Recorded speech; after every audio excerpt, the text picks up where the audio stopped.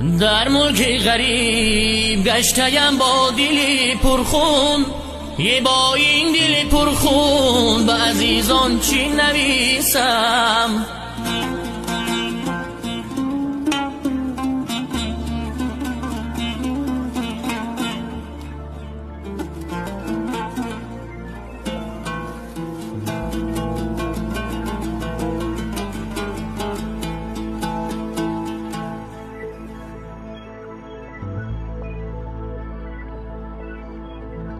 در غریبی عمر مثلی باد رفت و پیر شدم،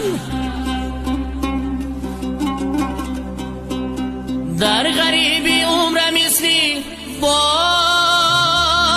رفت و پیر شدم، در خیالی زندگی بودم ولی دلگیر شدم.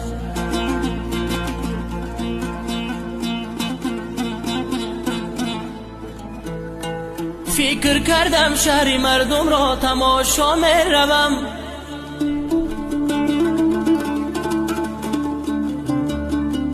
فکر کردم شهر مردم را تماشا می روم، لیک در این جنگل و بشه چو در زنجیر شدم.